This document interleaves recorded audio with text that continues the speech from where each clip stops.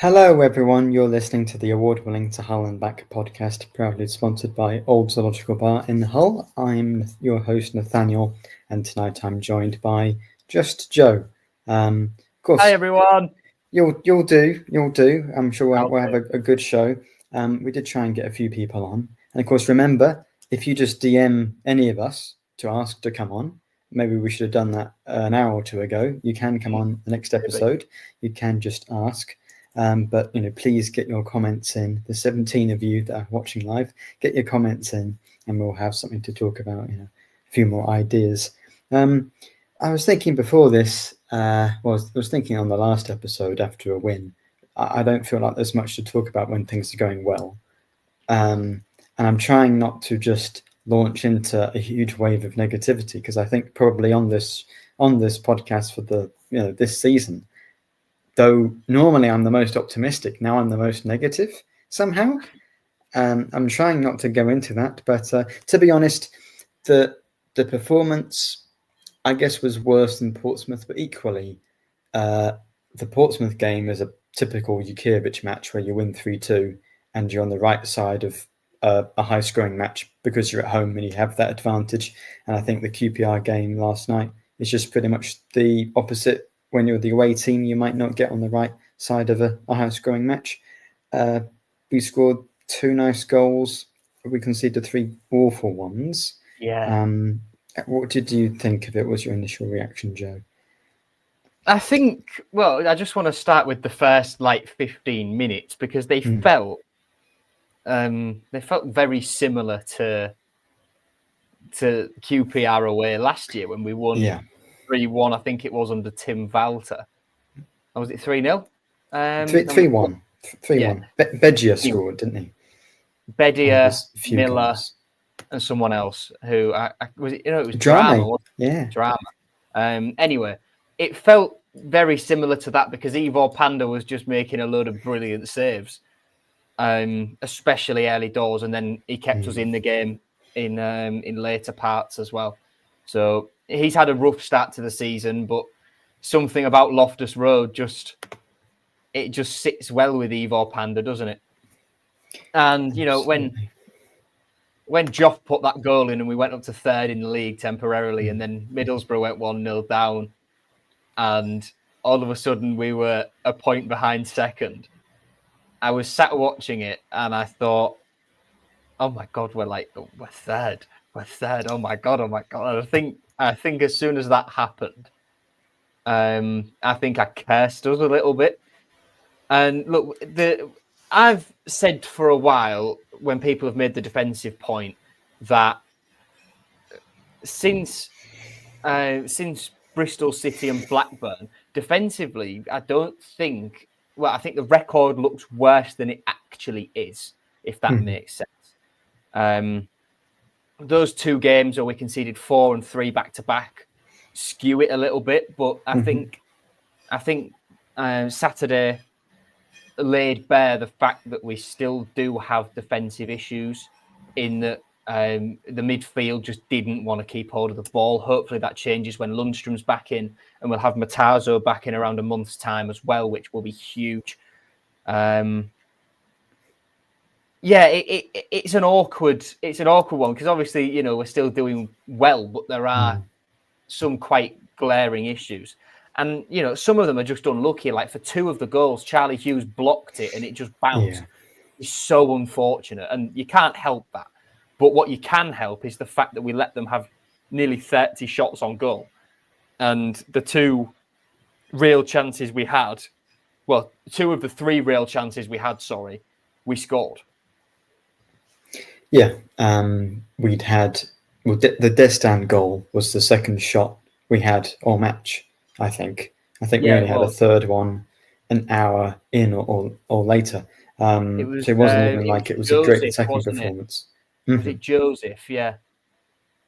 And then Ndala had an opportunity as well where he tried to cut in on his left from the position he was in the box when he should have just taken it and hit it with his right.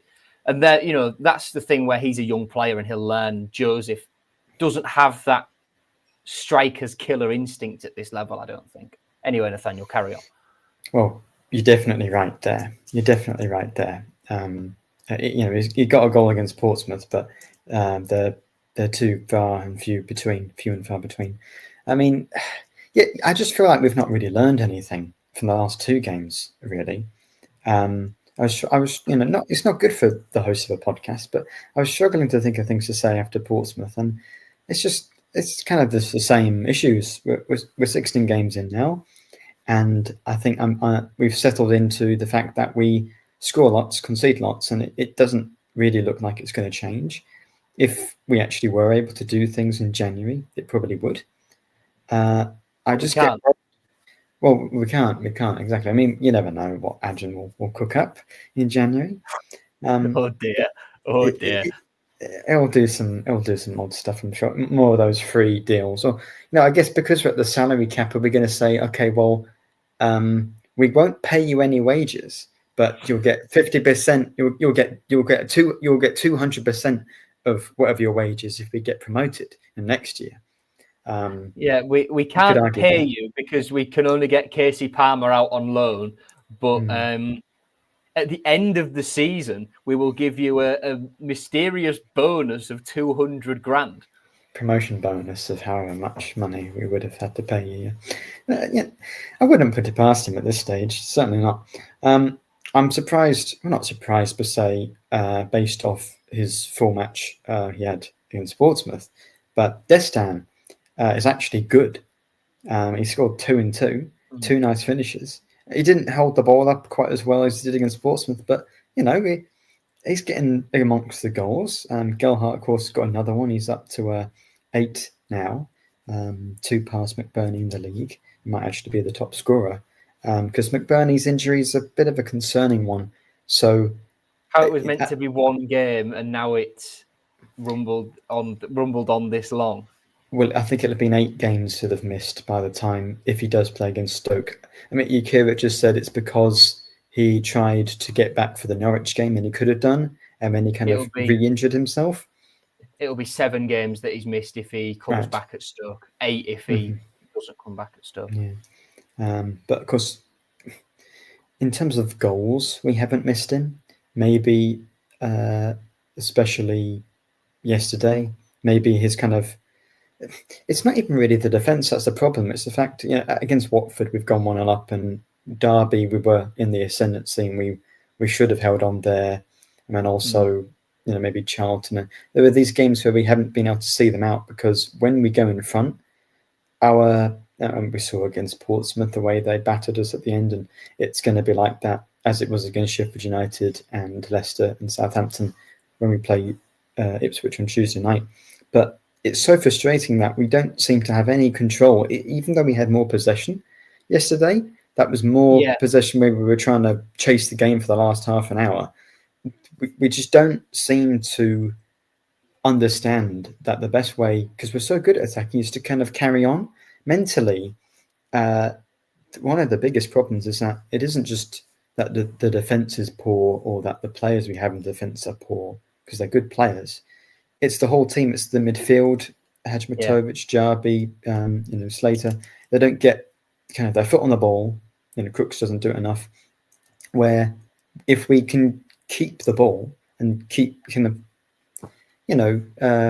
especially against Watford, and we didn't really even do it against Norwich either when the home fans would be getting on them with the home form that they had. If we can take the sting out of the game. That's the phrase. I was looking for a cliche phrase. That's exactly the one we need to try and look for. Maybe Matazo will help. Myler always uses, or he always used when he was managing the 18s last year, was have a spell, which is essentially, right, it's a bit manic. Just put your foot on the ball and pass it sideways and backwards for a little bit. Just to take the sting, just to do exactly that, take the sting out of the game. You have a spell. And a couple of things on what you've just said, Nathaniel, that I want to pick up on. Midfield, I thought Crooks was really poor. I saw a lot of tweets about Crooks. I didn't watch the game. I was only listening to it. So it's a little bit more difficult to tell. But everyone seemed to say that Crooks had a poor game. Yeah. I think Crooks, the yellow card he got was stupid. So he's suspended for midweek. So there's going to be at least one change in the midfield.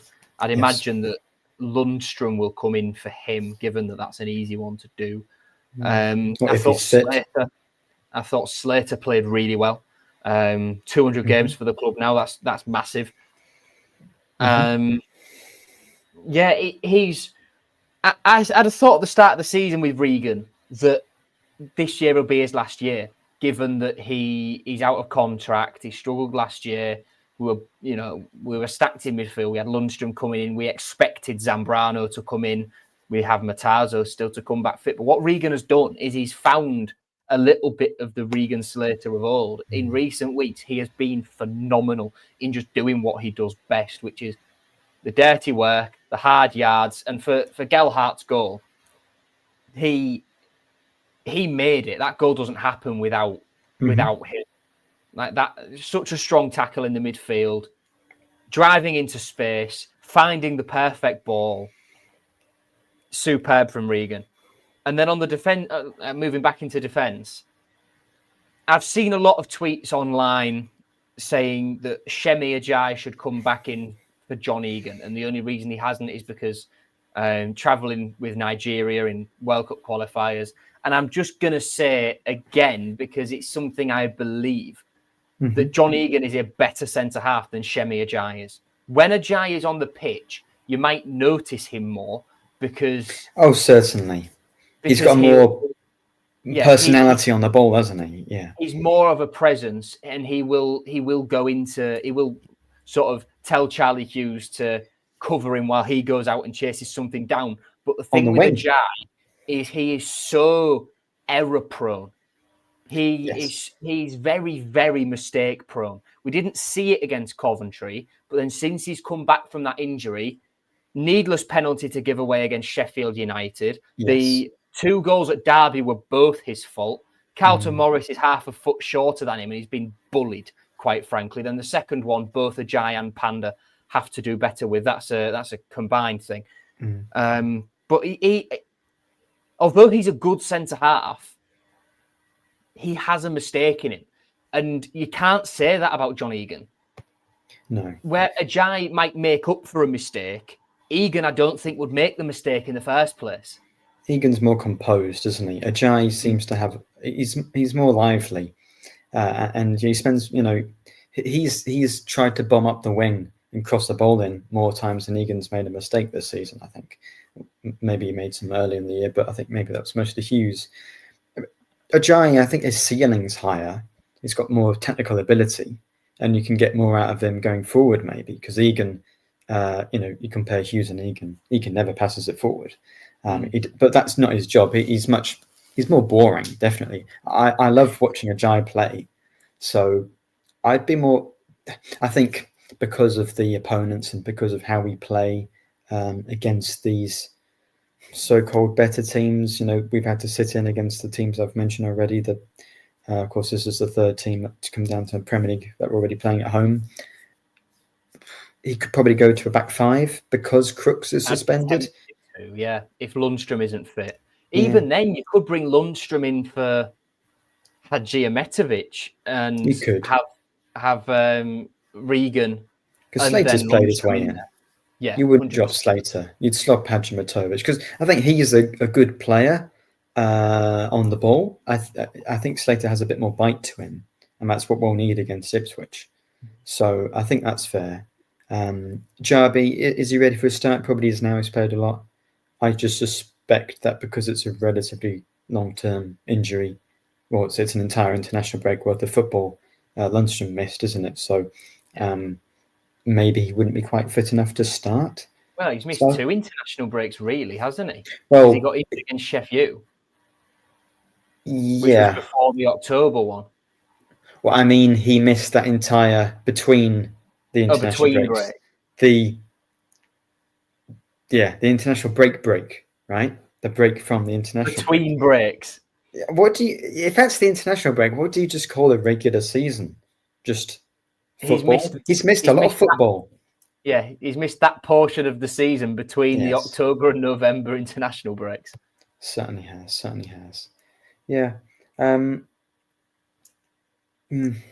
Gilo with another assist. That's your little bio on StreamYard here. Of course, that's 7th of the season, is on course to have. Shall we talk about the positives of the performance? Because we have sort of drilled into the negatives. I want to be negative. We're going down. We've got a terrible run, and we're not gonna win another game till Christmas. No, I don't think that. I did see one tweet though, which was like all of a sudden, we've been found out. We're going to lose this one. We're going to lose this one. We're going to lose this one, and that was every game up to Christmas that we weren't going to win. We got found out in our 3rd match, and it's just been the same since then. We play the same every single game, really. It's just so open, and it really is. It's just whoever scores, and I know everyone hates XG, so I'll get out the last negative, I guess. I'll try and be positive for the rest of the episode, but we have the most XG against in the league. We have 33 expected goals against. Norwich is 2nd worst with 29. And I think, because that was 3.5 against QPR. You're completely right. QPR had lots of shots, and I just worry. The reason I'm being negative, more so than like when we lost to Derby last year, I was more optimistic about going and get a result at Portsmouth than I am now, because now that we're doing well, these little negative things they ring more true. They concern me, because if we want to go and have a positive year, I want us to have a positive year, so I want us to iron out these negatives, but we don't need to go into that too much. We're 16 games in, we're 6th, and we're 4 points off, or was it 5 points off 2nd, which is great, and it's an extremely tight year this year, so we're also 3 points off, is it either 12th or 15th or something? So you've got to keep moving on, but we've got 3 home games out of 4 now, so that's perfect for us. Exactly, Louise, sending positive vibes. Thank you. We're good at home this year. Very much so. Yeah. So Ipswich Borough will be tough games, but we're at home, and for them though, confident for one. It'll be a tough game, but Ipswich, I think maybe a draw there would be fine, but I think some of the players will be right up for it, because of course we've got Philogene and Greaves coming back. I'd imagine players is going to snap them, and then of course I don't think Middlesbrough are that good. I'd imagine Louis Regan. Who else is here from the Greaves and Philogene era? Everyone. Well, Panda will know them. Giles will know them. Yeah, Panda Gilo won't. Kyle Slater, as you say. Is that it? It's about it, yeah. Well, we sell everyone, so we don't even have players from last year. That's mental to think about when you actually look at it. Yeah, Panda, Coyle, Giles, Harry Vaughan. Yeah, but I doubt Harry Vaughan's going to be coming on and causing much of a stir. I know. Right? Yeah, but the same goes for James Furlong, then, doesn't it? Yeah, that's it. Yeah, it's Panda, Coyle, and Giles that will remember those. Well, not that we'll remember, that we'll have played with those two. I'd imagine there'd be a little bit more sort of bite when the new Canadian international Alfie Jones comes back. Because a lot of them will know him when they were there before Jones left earlier this pre-season. Anyway, positives from QPR. Joffrey, brilliant finish, had no right to get it in from there. Let me be negative. Ben has to do so much better. I've got another opportunity to be negative. Not necessarily, but Joe Gelhardt. I think, this is a podcast. We want controversial topics to get people clicking, right? So Joe Gelhardt, of course, leads in the bottom 3 in the Premier League. Fewer goals than even Scott Parker's Burnley this year. So goals is a big problem for them. Gelhardt has scored 8 so far and is well on course to be our top goal scorer. And he's doing bone 7 numbers goals in his last 8 games. Exactly. So for the last 2 or 3 weeks, there's been articles clickbait or not about, are Leeds going to recall Gelhardt? What's your stance on this? Well, clickbait or not, it's the former. Joffrey's going nowhere. He's going absolutely nowhere. Are you 100% sure? I'm 99.9% sure that Joe Gelhardt is going nowhere. We've got an agreement with Leeds, obviously under the terms of the embargo. There was nowhere else that Joffrey wanted to go. It wouldn't surprise me. In fact, I've got it on pretty good knowledge that there's something in there, sort of unofficial, that we can buy him at the end of the season. They'll activate the extra year of his contract, and we'll buy him for 20 million. Though we haven't got 20 million to spend. That's the thing. If he outscores our value or our coffers, then we're in a problem. We can't just buy him. If we've got a pre-agreed fee, that makes it nice and easy, doesn't it? But it won't be a pre-agreed fee because the EFL wouldn't let us. Well, I guess you can have a pre-agreed. It's not pre-agreed. Oh. It's an off the record kind of thing. But then that off the record thing, if it's 5 million, for example, and he's the top scorer in the league, then his value goes up, doesn't it?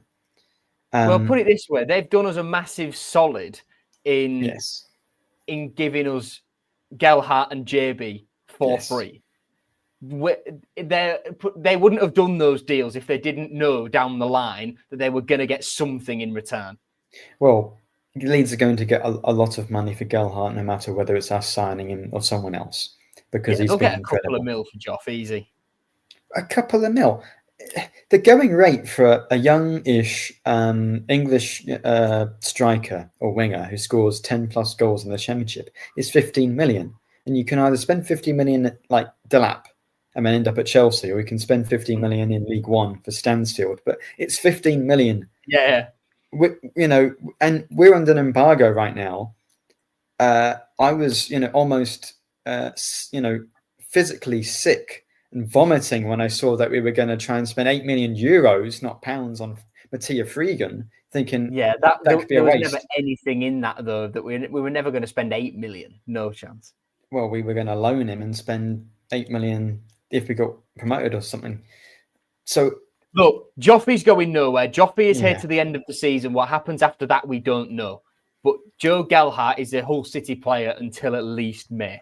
He's not going anywhere. End of discussion. This thing sort of, you're right to pose the question, Nathaniel, but the sort of discussion like this really winds me up because he's going nowhere. Well, true, exactly. And I think it's the international break, and we need something to talk about. So we're going to get ourselves whipped up into a frenzy about a player that's playing well, that is going to be here till May, by saying, but is he going to be here till May, though?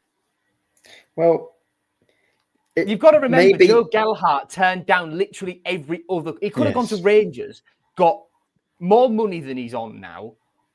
Leeds would have got a couple of million for him. And Russell Martin, yuck. There was only one place that Joe Gelhardt wanted to be, and that was with Charlie Hughes and Kyle Joseph under Sergei Yakirovich's management at Hull City. Yeah.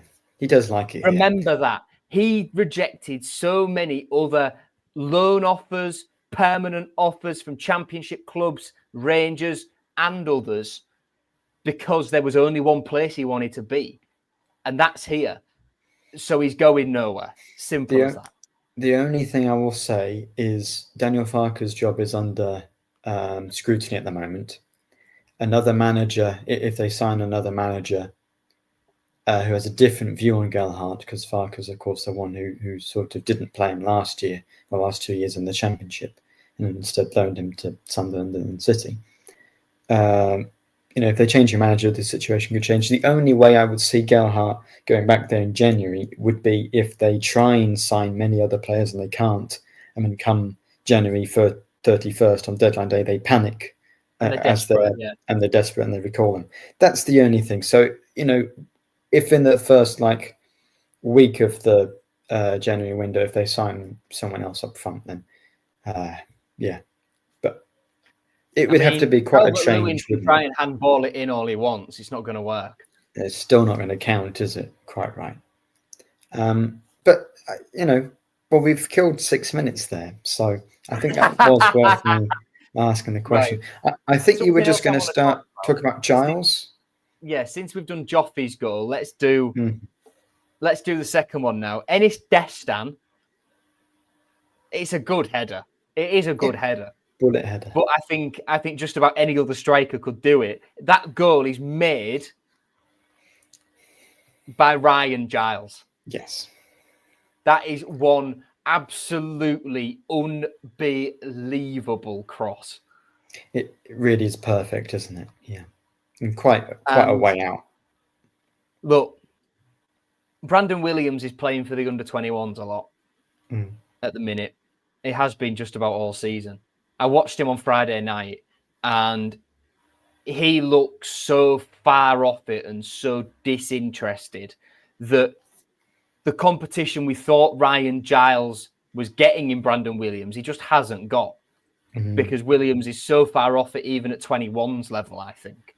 But Ryan Giles at the minute, he doesn't need competition, really, given the way he's playing, does he?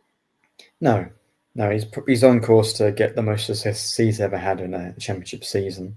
Maybe even, especially when his mate McBurney gets back, he could be getting a lot more. It. But, Destan, I was saying, well, he loves the header, so perfect ball for him.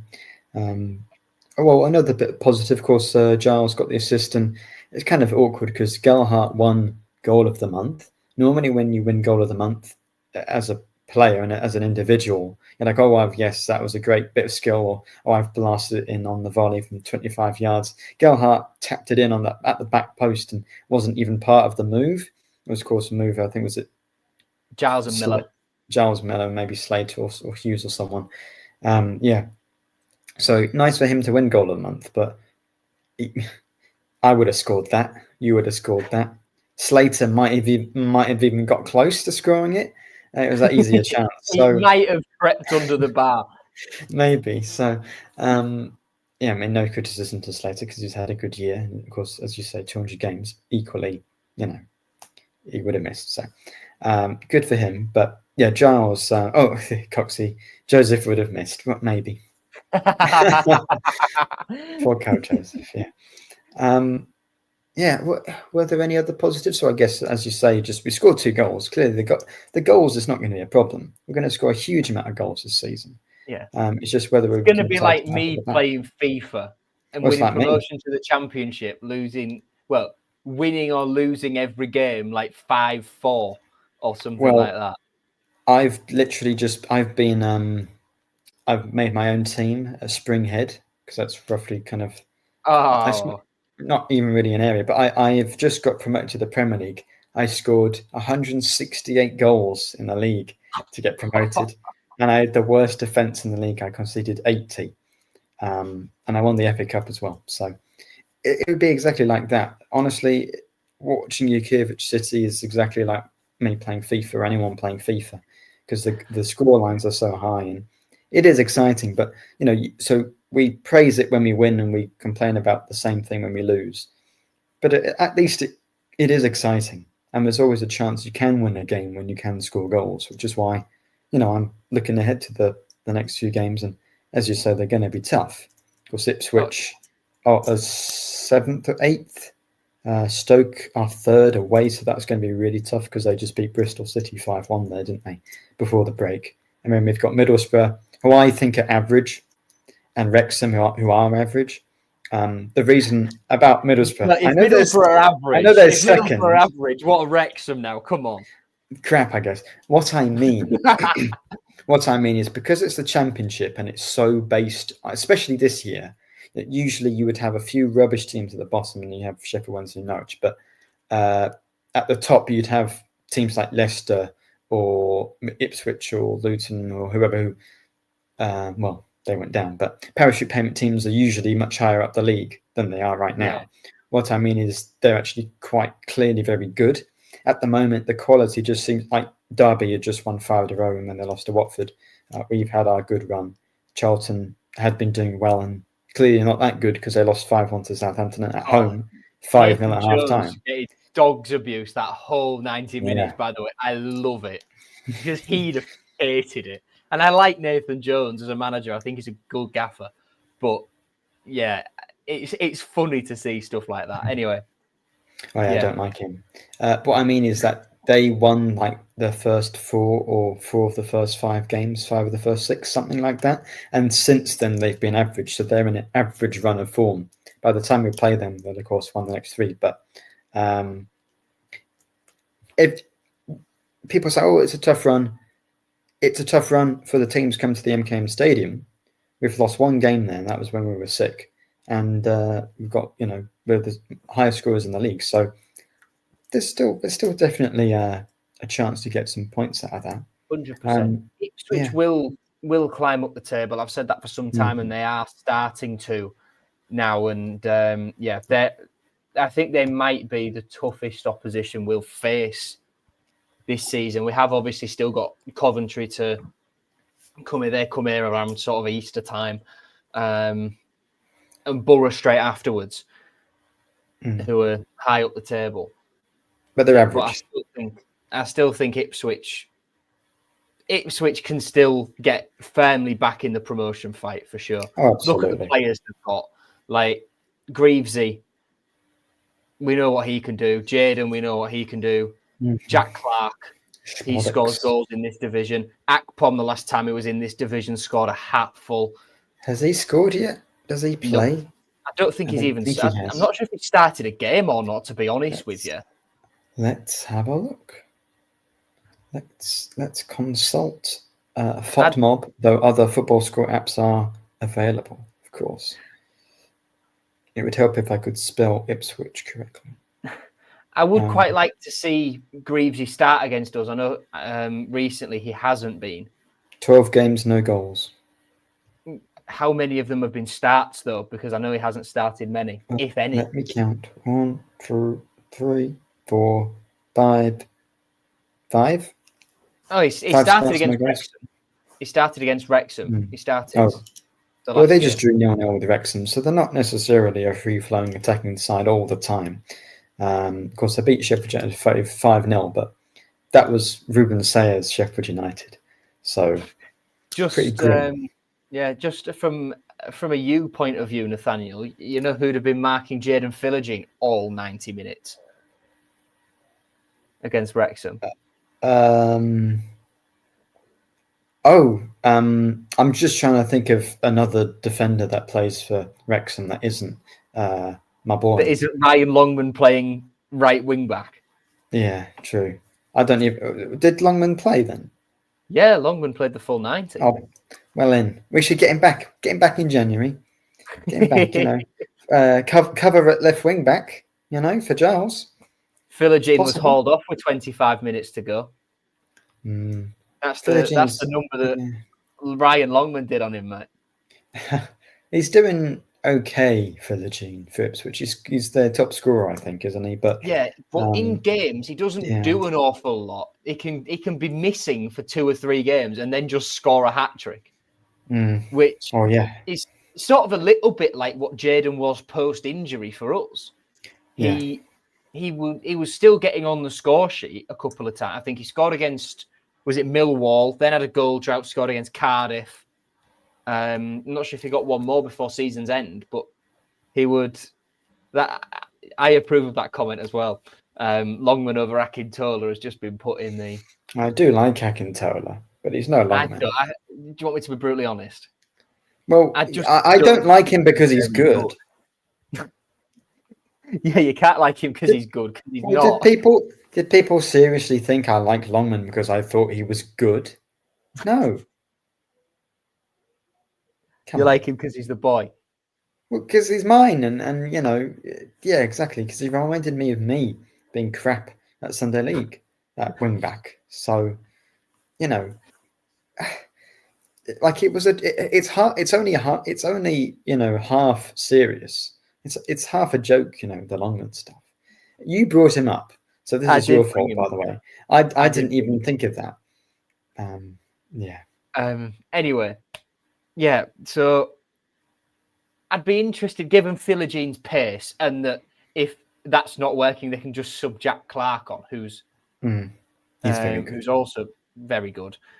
Would Sergei make the change and drop Louis Coyle just because Cody Drama's a little bit quicker to deal with Jaden and just try and keep him on his left foot?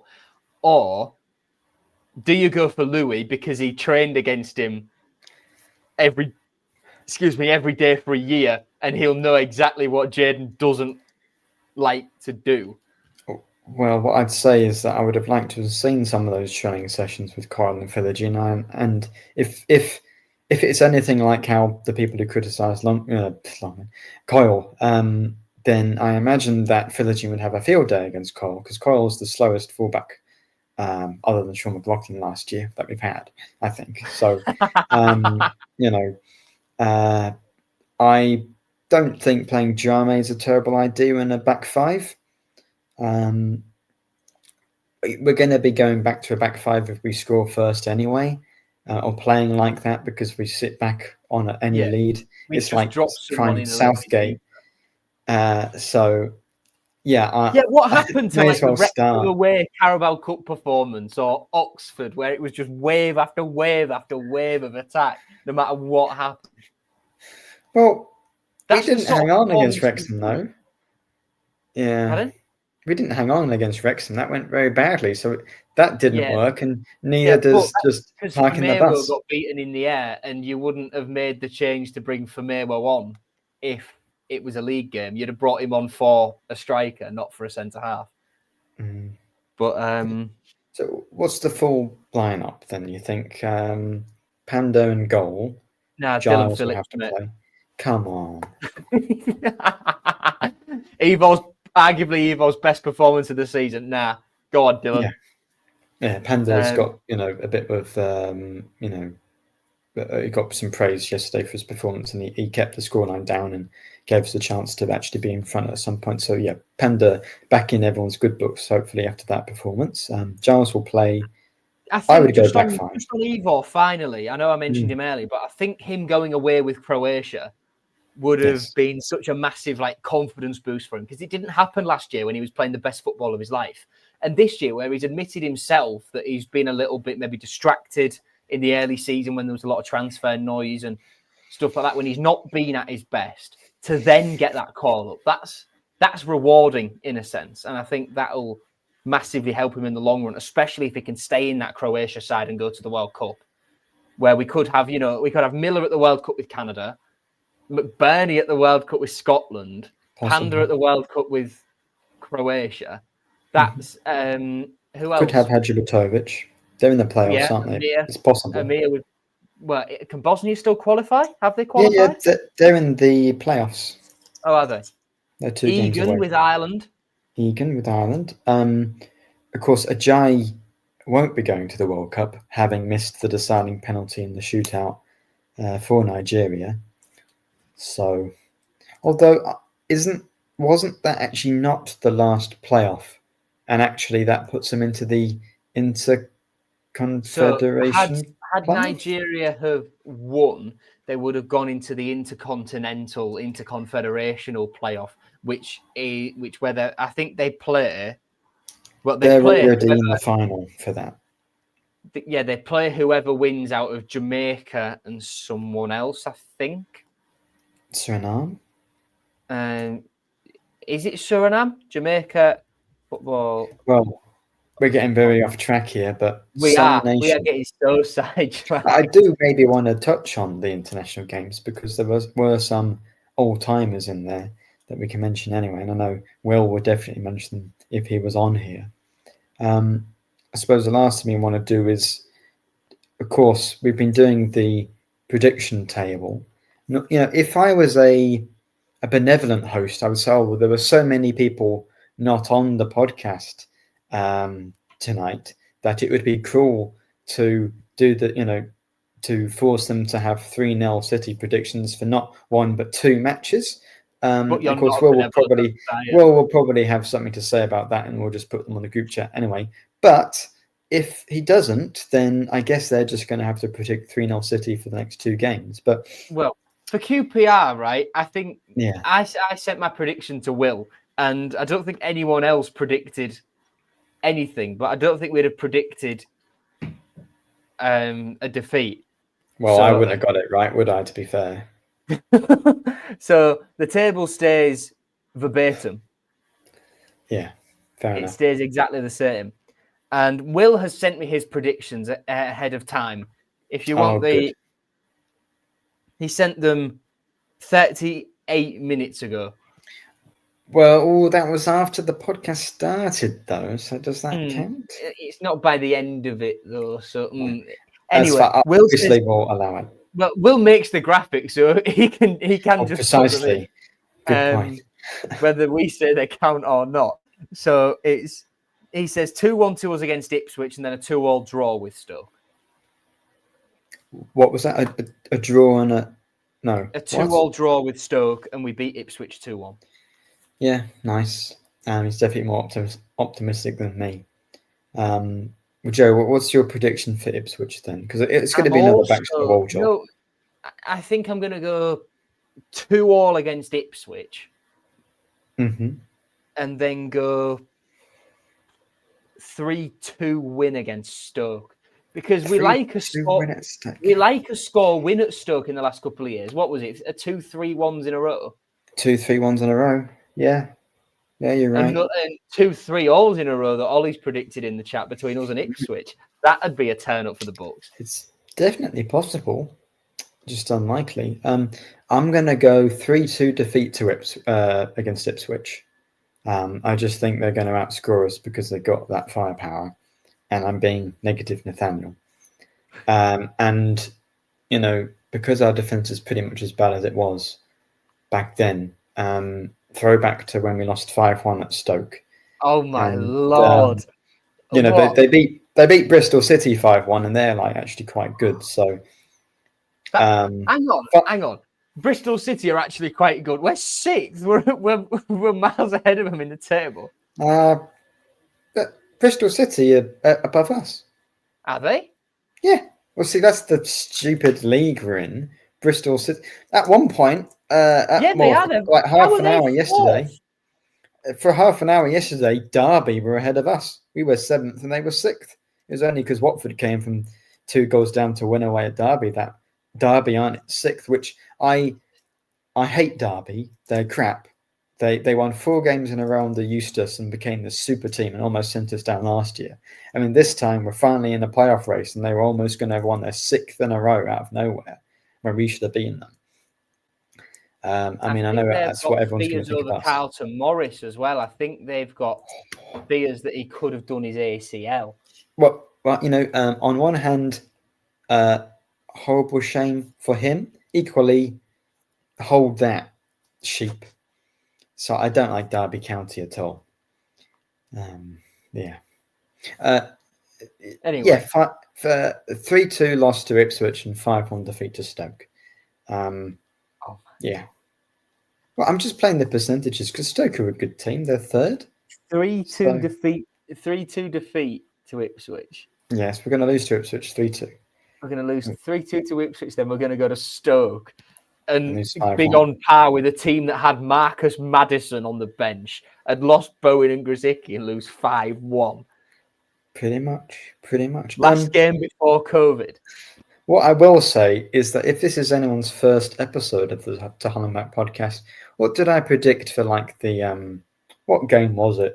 Was it not Portsmouth? Was it Southampton where you predicted 9-5? I think it was 7-4. I said it would be against Southampton. It was Sheffield United, I think. Yeah, Sheffield United. So I don't really respect the prediction league very much. So don't take these as gospel. Equally, because everyone else is predicting a win at Stoke, if we lose, which is perhaps more likely because of, blah, blah, blah things and football and the results and, maths. Maybe I'll get a point and you'll be at the bottom of the league. I'll be on the bottom. But do I get a point at home, though, that you don't, that you usurps because I predict a 2-2 draw? No, because we're not going to draw at home. It's going to be a huge loss or a huge defeat. What? A huge loss or a huge win? Right, brilliant. Just further proof that the predictions aren't worth the paper they're written on, or the Wi-Fi that's been used, the data that's been used to create the graphic for Will. Absolutely. Will paying CACOM, he shouldn't be. Yeah, even though it's got nothing to do with City. Well, this sort of does, of course, as you said. Egan's in the playoff for Ireland. Incredible 3-2 win in the last minute. Troy Parrott hat-trick. Oh wait, Hungary for them. But Unbelievable. Did you watch the Scotland game? Did anyone watch the Scotland game in the comments? Because that is genuinely probably top 10 matches I've ever seen in terms of the drama at the end. It's quite rare that football gets to that point where one goal can mean so much, not just to win a game, but to send, even if it's Scotland and we don't like them. You know, we've had players to play for Scotland before, and like when Scotland do well or when any of the home nations do well, it's nice to jump on that bandwagon and say, "Oh, good for them." I mean, when they lose, it's just funny. Lol, Scotland, precisely. Scotland. But I mean that goal at the end from McLean was pretty amazing. You know, that's a great football moment. So that was nice to watch. I'm Clearly, no one's watched it. No one's commented in. I'm buzzing for Ollie McBurney, Andy Robertson, Alan McGregor. You know, all those guys, all the gang. Yeah. George Boyd, did he play for Scotland? Well, wasn't he English? I think I don't know why. I think I've got it in my head that George Boyd. I want to say Scotland. Yeah, he was. He got 2 caps for Scotland. Oh, fair enough. I could have sworn George Boyd was English, but fair enough. Yeah, he is English. He's like McBurney. Yeah. Tim's commented to remember Beckham's free kick against Greece. Well, I wasn't going to be born for another 15 years after that, so no, I don't. I've done the research on Jamaica as well. Casey Palmer, if he's still a Hull City player at this point. Well, DR Congo that Ajay couldn't knock out, they'll play New Caledonia or Jamaica. If New Caledonia make it to the World Cup, some of these teams that have qualified, it's great, like, Cape Verde or Curacao, but at least I've heard of those. New Caledonia, we can't be having New Caledonia at the World Cup. I think it's got to stop there, and we've got to redo the whole qualification again if they make it. At least San Marino, based because of they won their Nations League group. At least San Marino didn't get a playoff, because then I really would have had to say we need to rethink this, because this isn't right. Because they are literally the worst team in the world.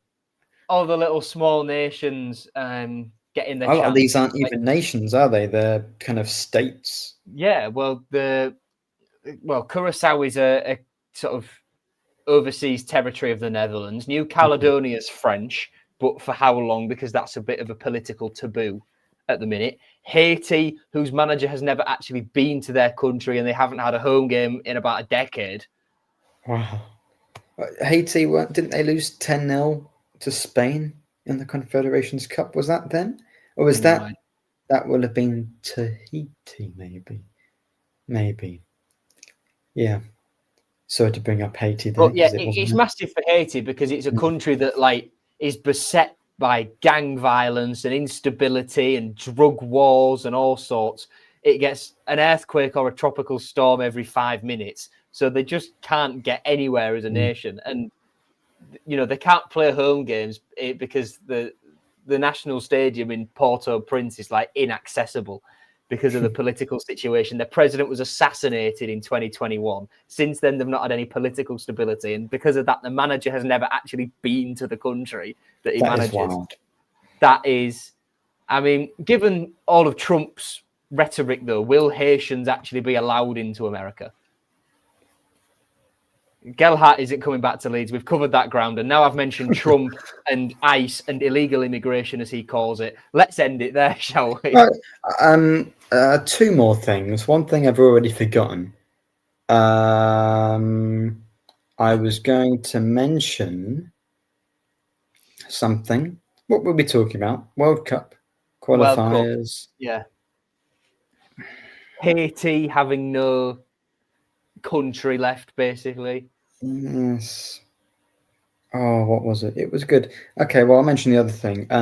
I had a dream about Hull City the other week. I dream about Hull City fairly regularly, but I just thought I'd mention that for some reason my dream was that Ikievich had clearly had some sort of meltdown and started thinking that Akintola was actually our best player and would call him regularly Miracle Tola instead of his real name. I just thought I'd bring that up on the podcast because I was talking about that to my family earlier, and they said, "Oh, you should mention that." So I have done. And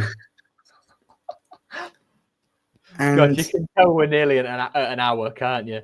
Yeah, I had something else. Yes, my idea was I was going to mention something that I wouldn't often get the chance to mention. And whilst we were at it, it was probably about the qualifiers in the World Cup or something. But frustratingly, it's only going to come to me after the episode's ended. And yeah, we've not spoken about Hull City for about 15 minutes. So probably, as you say, Joe, time to wrap this up. It's time to go. It's time to go. Quite right. So yeah, looking forward to. It's going to be two tough games, but if they can get some good results and even just stay in touch with the playoffs until January, when Adrian's going to do some extra dodge. Oh, speaking of Adrian's dodgy dealings, that was it. On this podcast before, I have been lambasted for saying that it's racist for me to bring up the corruption in Turkish football. I would just like to point out that on the Financial Times yesterday, or maybe Friday, there was actually an article about the football scandal going on in Turkey at the moment, that hundreds of referees and players have been banned for betting and match fixing. So just want to bring that up as a sort of gotcha. I just want to bring that up to say I'm not a racist. I only mention it because it's endemic through the whole, sport in that country. It's been evident for a while. So no disrespect to anyone who's accused Nathaniel of racism, but all you need to do is like a little bit of research. Yeah. That Turkish football has a massive corruption, racism, just about everything problem. Yeah. Turkish football's wild, but they could still qualify for the World Cup as well. So we could have, by the time that happens. I want to watch Ozan Tufan at the World Cup. I want to watch Ozan Tufan blasting a 40-yard screamer against some island from the Caribbean in the World Cup round of 32. That'd be fun. So yeah, I want to see Alfie Jones and Tufan play against each other. God, could you imagine that? I could. I can certainly imagine it. But I can only imagine it because it's not going to happen, because they're not going to qualify. So, all right. Anyway. Yeah. Thank you, everyone, for listening. Joe, I think you've done very well, just us two, to do a podcast. We don't need the other lot. That's you, Nathaniel. Well done, mate. Thank you. Thank you very much. So we'll be back next week to talk about two demoralising defeats against our promotion rivals. And, see you then. Up the Tigers. Bye. I'm clicking the leave studio button. That's not quite right. I just saw a big red button and thought I'll click that one. Need to play the outro. Goodbye, everyone. Bye.